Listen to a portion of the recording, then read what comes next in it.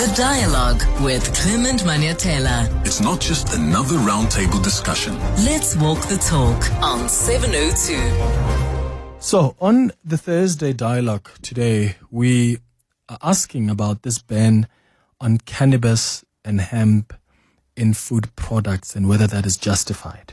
And I'd like to hear what your thoughts are. You may be aware now that government has been criticized for its ban on cannabis and hemp products in food products. Right? The National Department of Health gazetted a notice, I think on the 7th of March, banning the import, manufacture and sale of any foods containing cannabis and cannabis products. And what the ban really applies to is any part of the plant or component of cannabis, including the sativa, indica, you name it, the hemp seed oil, or even the powder derivatives from the various species or subspecies. The department said any person who sells, imports, or manufactures foods containing these prohibited substances will be guilty of an offense and may be liable to a fine or imprisonment upon conviction. Now, of course, the department says we are doing this because it's for consumer safety. Right, because the department has a responsibility to protect you as a consumer from food or products that may cause harm to you. But then the way that this has been done has been criticized. Yes, it's important to appreciate that the risk of consuming foods that contain high THC or CBD are quite significant for children, and government has a responsibility to intervene. But then there's also a way to do it without affecting the stakeholders, especially because the president himself has spoken about the importance of the cannabis industry and exploiting the opportunities that exist. This could be a multi-billion rand industry. So there's an opportunity here to, yes, bring about regulations that protect consumers without stifling and killing small businesses. So we've invited the various stakeholders to just give us their views about this matter, how it's handled and how it could be handled better, where there's a balance between protecting consumers and also allowing this industry to thrive and protecting small businesses that operate within this sector. You can share your thoughts with us on 011-883-0702. The WhatsApp line is 072-702-1702. Penny Campbell is the director for the Food Control Unit at the National Department of Health, joining us via Zoom. Penny, thank you so much for making time. Good morning. Hi, Penny. Okay, we'll come back to Penny in a moment. Something might be wrong there with the Zoom. We also have Dr. Karl le Roux, who is the DA Deputy Spokesperson on Health, joining us as well. Thank you so much, Dr. le Roux, for making time. Can you hear us? I can. Thank you very much for having me. And we've got Natie Ferreira, who is a cannabis farmer, also joining this conversation. Thank you so much for your time, Natie. Good morning. Thank you. It's Clement, eh? Yeah. Yes, it is. Yeah, thank you. Okay. Thank you. While we establish that line with Penny Campbell, who represents the Department of Health, let me just start with you, Dr. le Roux. Why are you against this specific ban by the Department of Health? Are you against how it's a blanket approach, and you prefer perhaps the regulations, or do you think even that would stifle the industry? Thank you, Clement. Yes, I think that it is the blanket ban that concerns us, and the suddenness of this ban, and also the approach seems to have not included many other. It hasn't really seems to have. There seems to have been very little consultation happening around it. We are also concerned of the impacts, the economic impact that this blanket ban will have on quite a thriving market that's developed over the last 5 or 6 years. And so I think that we all know that our economy is under strain. We need to be sensible about how we do these things, because I think the other thing to say is that there's a legitimate sort of group of companies, small, medium enterprises who've sort of walked into this new market and are providing safe and good products. And they, and now if we ban it completely, the risk is again that we force things underground. We allow illegal manufacturers to take over. With that, we don't have tax money that comes from it. So I think that the big concern for us is that I mean, we understand the concerns, especially around THC, which is the active ingredient in cannabis, that any products with THC have a psychoactive element, and those are at risk for adults and children that use it. But there are also the hemp seed oils. There are the CBD oils that are basically are not psychoactive, and to provide a whole ban seems to be counterproductive and might be harmful to our economy, harmful to these small businesses, and seems to be to us to be overreach. Yeah. Natie, you have been calling for regulations for some time now. I mean, this market has remained largely unregulated and undefined, and I suspect that leaves you as entrepreneurs, even consumers in a gray area. What is your position then on this ban, and what do you think the consequences are?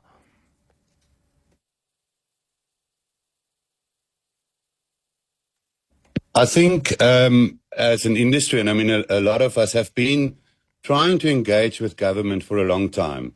I mean, I've become actively involved on an organization level in 2017, and you always had that sense of perpetual imminence, but we did at some stage feel like we are being heard.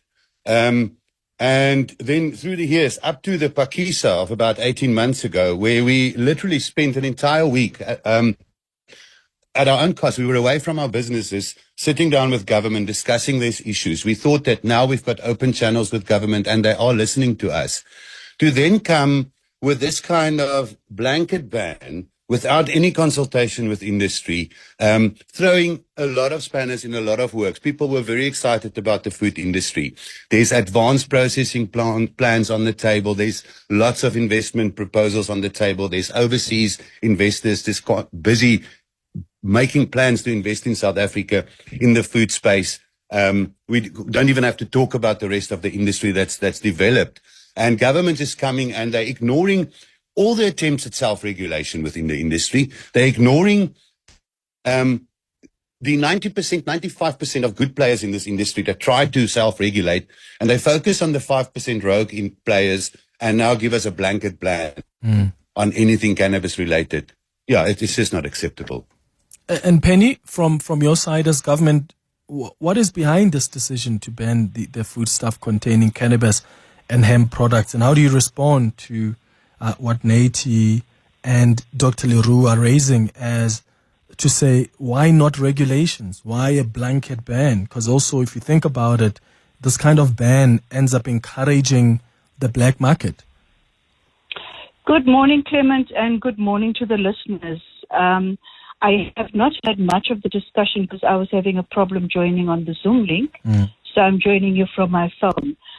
So just to clarify, we have not banned any of the products. We have banned we have prohibited them being called foodstuffs, purely because the Medicines Act has indicated that if these products fall outside of the Schedule 0, where they've been sitting for quite a while, then they would need to be approved by the Department of Health under the Foodstuffs Act. So that process must still unfold, and so therefore it's a challenge to indicate that products that have been to date being sold in health shops as health supplements to then automatically fall into being called a foodstuff. Okay. So we're not stopping them from selling them in a health shop where SAHPRA has okayed it to happen. We are only indicating that for you to be a foodstuff, you need to comply with the rules of the Foodstuffs Act. And what would complying mean? So, for example, hemp seed must be free from THC and CBD to then be processed into a food product.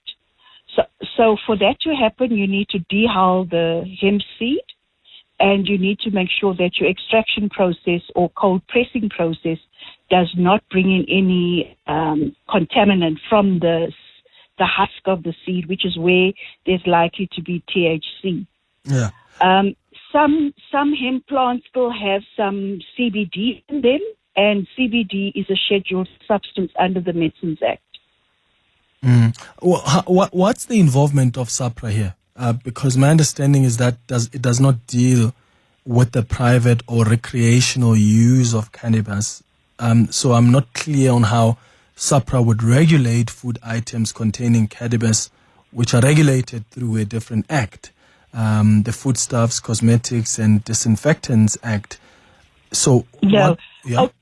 Yeah. So, okay. SAPRA historically had under the Medicines Act Schedule 7 cannabis. Yeah. Then it was descheduled to 6 and 4.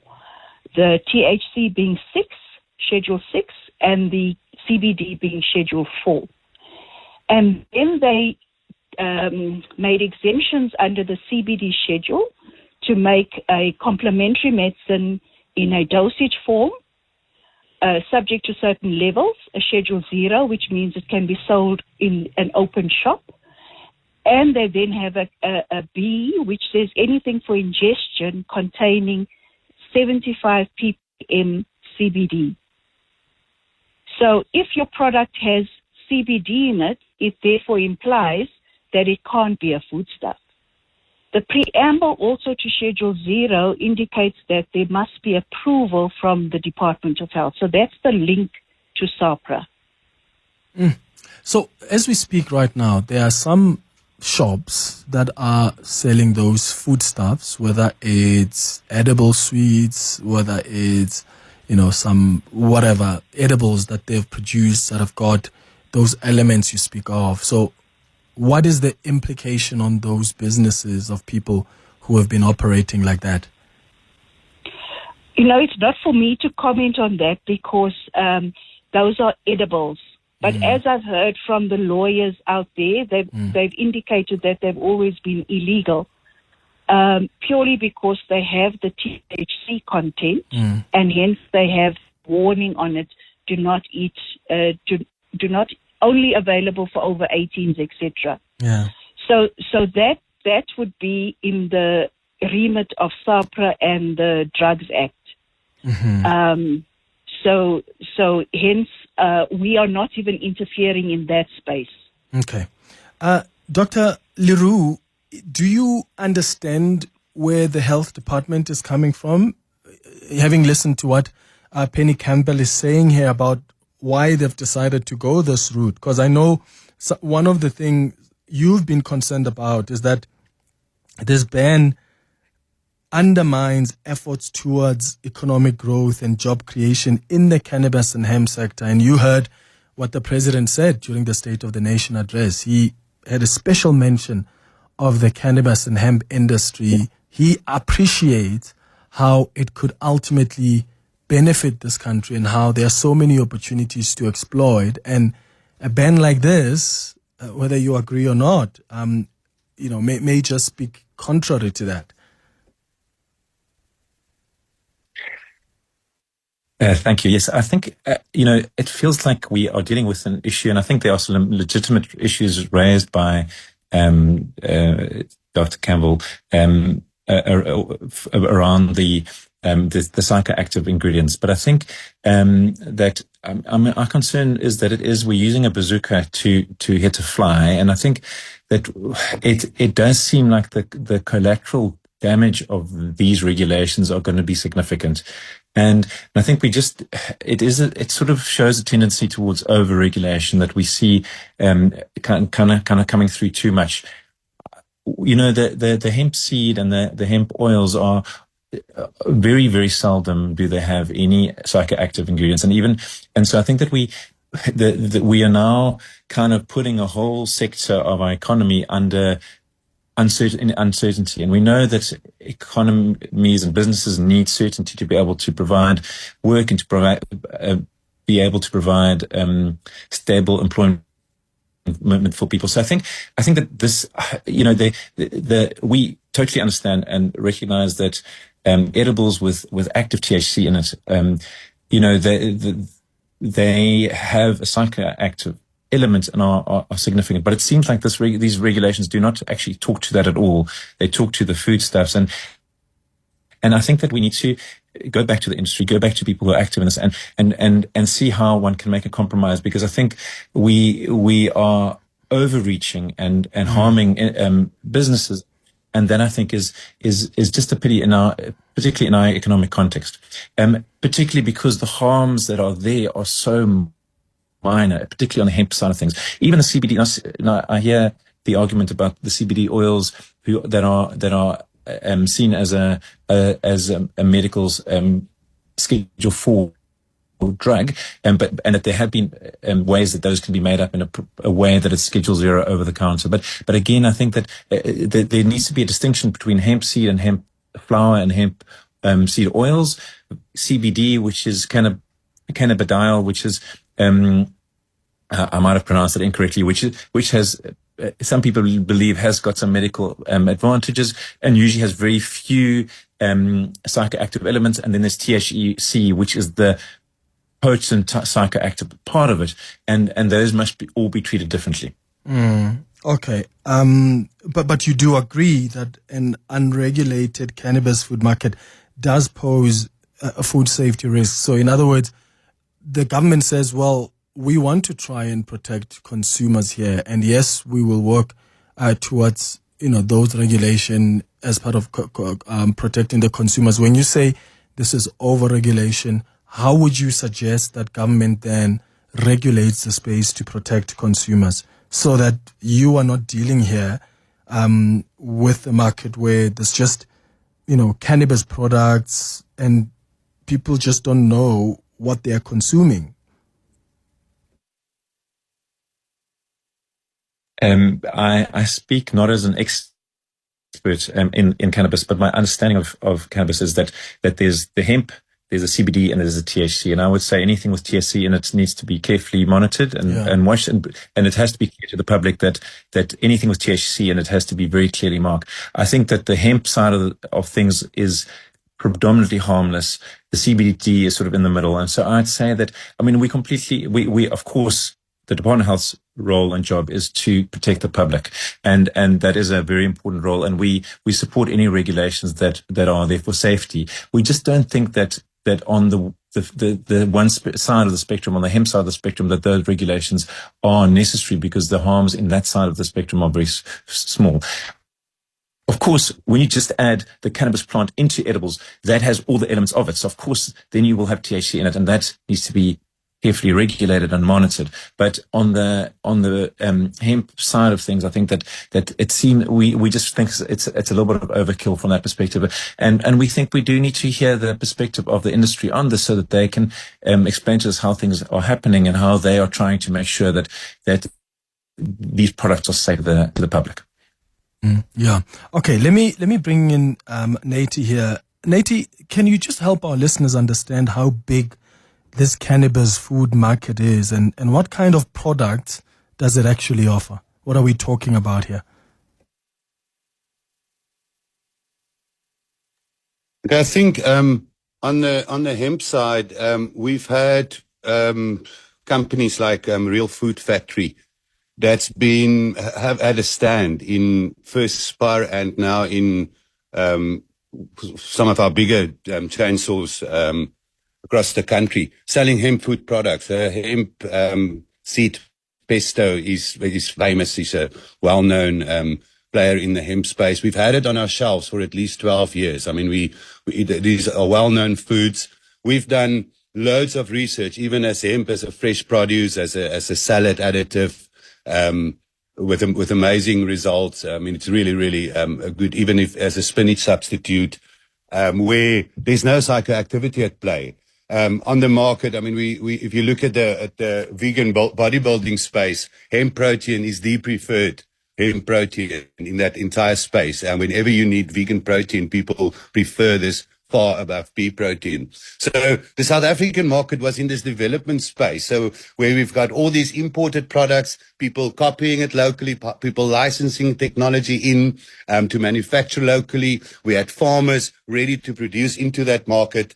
So that is just, but it is potentially, I mean, I'm not going to throw billions and millions around, because whether they're rand or dollars, they don't even matter, because this thing can be really huge. And we're not talking just about a substitution industry. We're talking about really encouraging. Yeah. The superfood industry alone is $80 billion currently, and they expect that to flip and boom to trillions of dollars. And hemp is a perfect superfood fitting into that.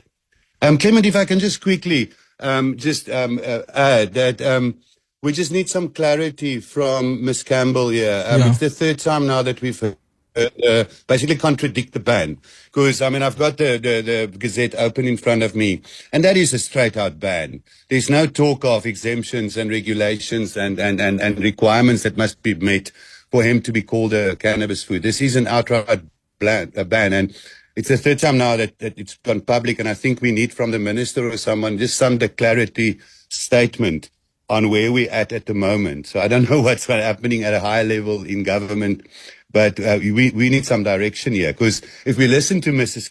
Campbell, it's not so bad. But if I read the Gazette, it seems quite bad. Yeah, okay. Let me get Penny, are you able to respond to that? Yes, and I think we need to clarify, and I like the way another lady from the industry indicated how we should look at these products. The ones that we speak of where we say they are legal, but we are not playing in that space, is called the edibles, and that's where they have the THC, etc. placed in them. Then you have the ingestibles. So they look like food. They've been added to products that ordinarily are foods, but then you are having either hemp seed oil or hemp seed powder being added to those. Traditionally, from SAPRA side, they've regarded those as health supplements, and they were attempting to regulate these under the Medicines Act. Then you have food, and food also has a definition. So although it's being ingested, it doesn't automatically mean it's food, because we ingest a whole lot of other things like alcohol and that, which are not necessarily foodstuffs. So in the foodstuff space, the requirement will be that the product must not have any CBD in it, any THC in it, and make no claim then, which would then be misleading and incorrectly advertising their product, because they are indicating or idealizing for children to think that those are good things. So we're creating a system where children might be inculcated with thinking that those are products that are good for you. So what has been tried to do is that you have foodstuffs, you have health supplements, which is where the hemp seed oil and the hemp seed powder and any products that are infused with those fall, and then you have edibles. So that's the distinction we are trying, what has been tried to make. But health supplements, the minister and SAPRA were taken to court by the industry to say we don't want to be regulated under the Medicines Act. So the courts agreed with them that it doesn't fall truly in the definition of medicine, but the courts didn't say you are then a foodstuff. So we have that channel in the center of it all, where these products fall if they have CBD in them, and they are quite welcome to call them health supplements. But when they come into the food space and want to be called food, where we approve them, it will then be a food with no THC from that hemp product and no CBD from that hemp seed. Okay. Let me do this, Penny. I'm going to take the latest in Eyewitness News headlines, and when we come back, Natie, you can tell me if you're satisfied with that response, if it answers your question, but also if you've got more clarity-seeking questions, please go ahead and ask Penny. I think this is also an opportunity for all of us to understand what this legislation actually mean? This ban on these products, what does it mean and what are the consequences? I'm going to take your calls as well after the headlines and your WhatsApps. It's 11:31. The Dialogue with Clement Manyathela. It's not just another roundtable discussion. Let's walk the talk on 702. All right, 20 minutes now before 12 o'clock. Let me first start with your calls on WhatsApps and then go back to my guest. Charles, you're calling us from Senton. Good morning. What are your thoughts? Hi, Clement. How are you? Sharp. How are you? Good. Clement, I completely agree why the government is regulating or wants to regulate this industry. And of course, there will always be some friction between the business people, entrepreneurs, and so on and so forth, especially when you are in a free market. However, last year, for example, my wife went with her friends to Midrand, and there's a place there where they do their art, drawing, and so on. But apparently, during that time that she was there, she had to buy some snacks, which included some shortbread and some cookies and so on. And she arrived home intoxicated, completely intoxicated. Somebody that has never drunk, somebody that has never smoked. We were so scared. It took her 24 hours to cleanse her body. We were very scared, and since then she doesn't go that place because she feels that as a Muslim she could not even go there because how dare they could just sell things without even labeling properly, and only later on she knew or she heard that this had some cannabis in it. And I understand why the government wants to regulate it, so unless the guy is saying, okay, it is happening, but it's not happening everywhere. Yeah. Jeez, that's so scary, Charles. For someone to just go in to buy cookies and they're incorrectly labeled, they contain cannabis and they're affected. That's really quite crazy. Thank you for sharing that story with us. Here are some of the WhatsApp voice notes that came through. Good day, Clement. Sbusiso here. I've been an advocate for THC and CBD use for years now, more particularly the drops and gummies. I use it for anxiety and pain. And this ban is going to force one to go to a pharmacy to pay a higher amount to get the same relief. And at times the THC CBD products are a bit cheaper and they last longer compared to a pill. So this is going to greatly affect well-beings of people that suffer like that. Hi, so this industry is so badly regulated, and the regulations are badly enforced and monitored, and many of these manufacturers, producers, packers, distributors, they are not being monitored. They don't have adequate food safety management systems in place. They are not certified.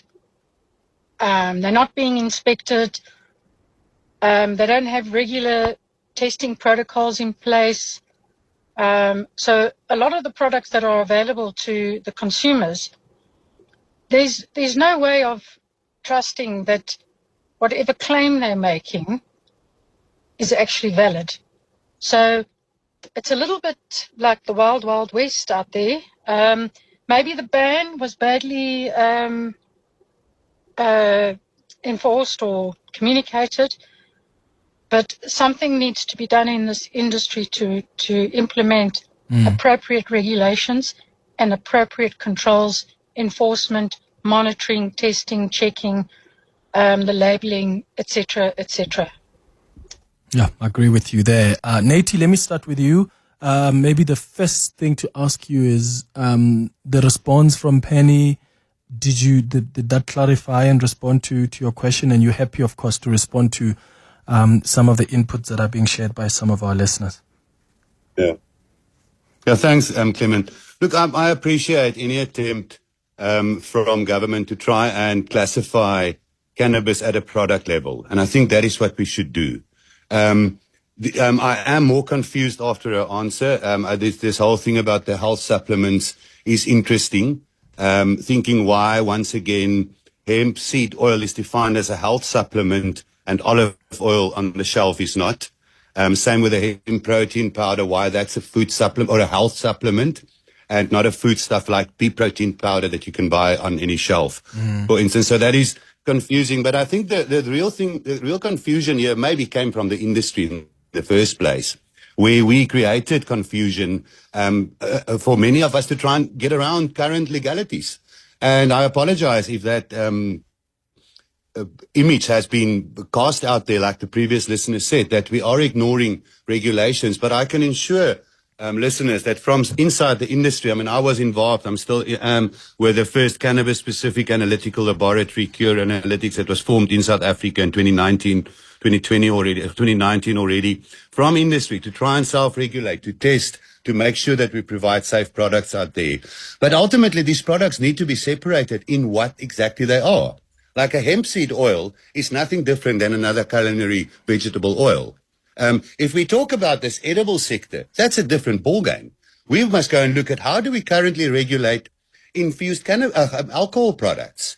How do we regulate gels, these little jellies in little containers, and the sachets that you can buy at the counter in liquor stores? It's first of all definitely no under 18 space, and in this regulations around that, because cannabis does harm. Now, if there's assumed harm in the case, because alcohol does harm. Now, if there's assumed harm in the cannabis space, that harm needs to be managed in a similar manner, because we're ultimately talking here about adult responsible use or recreational use, just like the alcohol sector. And, I mean, we can consider the whole plant. We can break up into individual parts. Hemp as a fiber is not the cannabis industry or sector. Hemp as a fiber fits in with other fibers, natural fibers like wool, like sisal, like those things. And it must find its place within those sectors and within the regulations within those sectors. We don't need special regulations for things like that. We don't need special regulations for hemp seed oil. Whilst we've already got the food safety regulations and the labeling regulations for culinary oils on the market. Yeah, I'll get Campbell to Penny Campbell to respond to that. Yeah, Dr. le Roux, your thoughts? Thank you, Clement. Yeah, I don't have that much to add. I think it's interesting to hear the debate. I think it's clearly important that we regulate the psychoactive part of things, but I think that we do need to look at the whole society approach of how we do these things, and not just react to maybe a few people who are not doing it correctly. And I think ultimately we overregulation is a problem in our economy. I think we have hit this fly with the bazooka, and we need to maybe walk these regulations back. So from the DS perspective, we think that we just need to reconsider them. We need to hear the industry's insights about this. And I think particularly in looking at the different parts of the cannabis plant, that we look at the specific parts that should be regulated and the other parts that should not be regulated. Thank you. Yeah. Okay. And before I get to Penny, there's a WhatsApp message here from Rafila who says, Clement, the blanket ban is unacceptable. Hemp products have a lot of good benefits. These need to be protected. Hemp bricks for construction, biogas, textiles, edibles, food supplements. There are innumerable benefits to this growing industry. A ban will open the black market and leave the cannabis and hemp plants open to abuse. The various government departments need to work as a unit to educate, monitor, and regulate. Yes, regulation and taxation does need to happen. Penny, your thoughts on also, I suppose, what Natie said and what this listener says as well. And I wonder, are you sitting with the other stakeholders here? So before even this ban was gazetted, was announced, did you sit down to maybe warn or even understand from industry stakeholders and also maybe reflect on the consequences of this ban? So are you talking to each other, I suppose, is the question I'm asking. Yes, Clement, we had one industry and all the role players in government interaction already in 2023. And I had presented at that workshop to indicate what food is regarded as and what ingestibles are regarded as. So to come back to the point around what was raised with olive oil comparison and whey protein powder, Now, I think we need to appreciate, and many countries approach hemp like this. They treat it as a novel food, meaning it's something new. It's not something that has traditionally been regarded as a foodstuff. And then they approve its use as a foodstuff. And that's the path we are mandated by the SAPRA-D scheduling to do. The second thing is, in the food regulatory space, we have what we call the Joint World Health Organization and Food and Agricultural Organization Codex Alimentarius Commission. And in that, we are bound to ensure consumer protection and fair trade. And when we're talking about fair trade, we want to be trading with products that everybody agrees what the standards are in relation to them. So when it comes to olive oil and whey powder and traditional foods, there are standards already set by Codex Alimentarius. There are acceptable daily intakes for issues that are likely to influence health from a safety and health perspective. So, for example, acceptable daily intakes for various pesticides that might be used on even cannabis plants. And that has not happened as yet at Codex. So a lot of importers have been saying, but such and such country regulates it as food. And we cannot regard what another country does as being equivalent to what happens in South Africa. And that's why we also needed to indicate that if you want to play in the foodstuff space, then you need to abide by the rules of the foodstuff space. And what is our regulatory framework in relation to that? And so that's why we've had to indicate this prohibition of calling it a foodstuff. As I said before, ingestibles is where the hemp seed oil and the hemp seed flour have traditionally held themselves because they've been available in health shops as well as in open supermarkets, because it's if they have CBD in them, it's or claiming to have CBD in them by way of the description on the label, then those are then have been classified as Schedule 0. And then the interesting aspect about the person who says, my use for it is to deal with my anxiety. So that is already telling you they're trying to deal with a medical condition using a product. And I don't want to say that product is a foodstuff. I want to say it's a consumable product out there, and it is available for them to use for that purpose. But when we put it in food, we need to understand that food is something that is ordinarily eaten or drunk. And the science around CBD and all of the other cannabidiols, I didn't want to force myself to say that word. I'm glad the other person in the studio was able to say it well as well. There's research around what is happening in relation to that, and the EU has described that CBD oil can be genotoxic, which means that there are certain individuals that might be influenced or impacted on if they were to consume. And it's found that mainly women have a lower tolerance either for the THC or for the CBD. So that's why that one caller's wife had such a reaction to what she had consumed. Yeah. Penny Campbell, the director for the Food Control Unit at the National Department of Health. Thank you for joining us. Thanks to Dr. Karl le Roux as well, who is the DA's Deputy Spokesperson on Health, and Natie Ferreira, who is in the cannabis industry. It's 6 minutes now before 12 o'clock.